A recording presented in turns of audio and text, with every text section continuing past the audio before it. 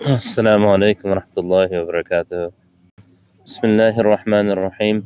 الحمد لله نحمده ونستعينه ونستغفره ونؤمن به ونتوكل عليه ونعوذ بالله من شرور أنفسنا ومن سيئات أعمالنا. الله فلا مضل له ومن يضلله فلن تجد له وليا مرشدا، وأشهد أن لا إله إلا الله وحده لا شريك له، وأشهد أن محمدا عبده ورسوله صلى الله عليه وسلم. أما بعد. Sit down, Anas. Come. When I finish, I'll give you a microphone, okay? But first, let me finish, okay? Acha? No microphone. I came outside to get away from you. Go inside. Go inside. Okay. Go get popsicle for Mama. Popsicle. Bismillah. Yeah, go ask Mama. Alhamdulillah, we're at the potentially the final day of Ramadan. Likely we have one more day after this, based upon just the fact that the moon it's improbable to sight it tonight. It's not impossible. Nothing's impossible with Allah subhanahu wa ta'ala. But I wanted to spend a few moments in this final Jumu'ah reflection of Ramadan discussing one thing that I think is really important for all of us to recognize. And that is that progress is something that is very personal, but progress is also something that is very communal. You know, if you find, if you look in the medical community, if an individual is studying and becomes a successful physician and researcher, and then subsequently makes a lot of progress in his or her work, in his or her field, and that progress that he or she makes may result in a raise, a new job, a better position. So it's personal. But that progress also guarantees or allows for individuals to benefit. A person may research and find a cure or a vaccine for coronavirus, for example. Or that person may be able to teach us how to treat cancer in a way that, or even prevent cancer. Wallahu alam. So progress, it's personal. That person will gain their own personal benefits from it, but it's also very communal. It's going to be such that everyone also takes benefit from it. Let's take another example. You know, you make financial progress somehow. So you get a raise in your job, at your job, and you're making more money. What's going to subsequently happen is that everyone around you, that you're going to be personally better off. You will find that you have more money to spend, you'll have more security financially, so on and so forth. But your family can also benefit because now you may be able to afford a newer home or a bigger home, or you may be able to afford to give more donations, so the community benefits completely. There is a sense of benefit from everyone from personal progress.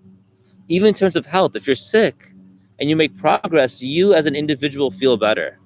But also everyone will benefit from your feeling better. If you're, for example, the one who was responsible for cooking in the household, and now you feel better, everyone will have meals in the household again, or at least enjoyable meals. If you're responsible for bringing money into the household and you feel better, now you'll be able to go to work. The family will have more, financial stability. So personal progress has a communal benefit. Personal progress makes a difference for the community. Having said that, spiritually speaking, the reality is the same.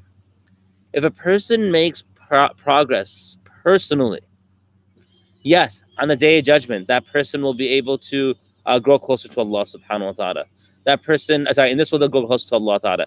On the day of judgment, Allah ta'ala may put that person to paradise. Allah subhanahu wa ta'ala will be happy with that person. All of those personal things will occur. At the same time, there's communal growth and progress as well.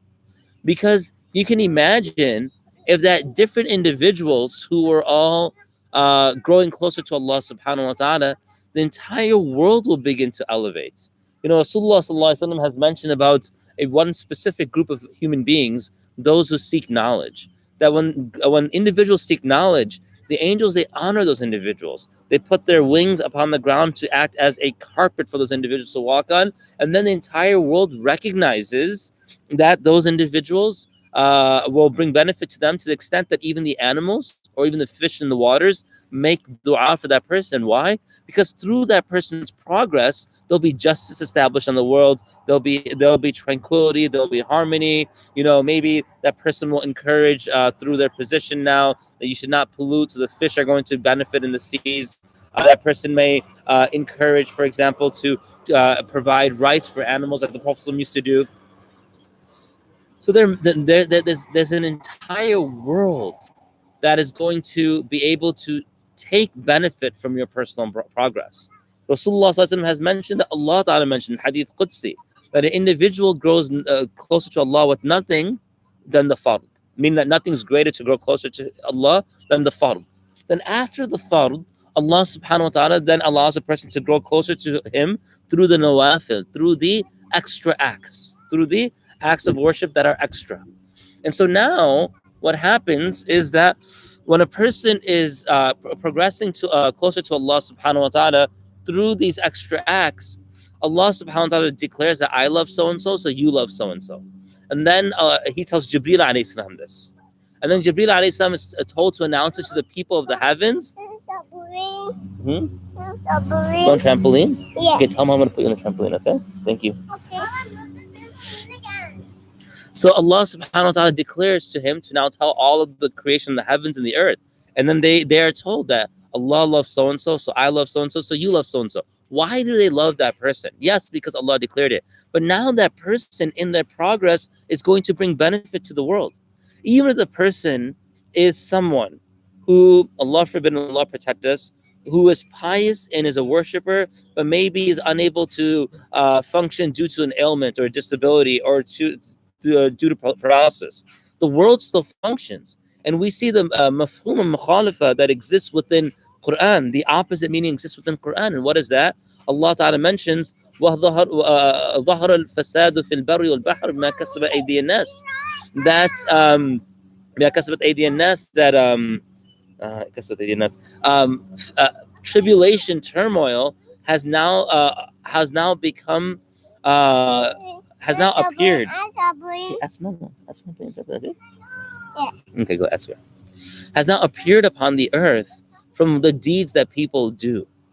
So people commit certain acts or sins, and now the entire world suffers for it, because that facade, that corruption, it's going to set across a metaphysical change in the world that will bring forth these things that we're trying to suppress or not have appear.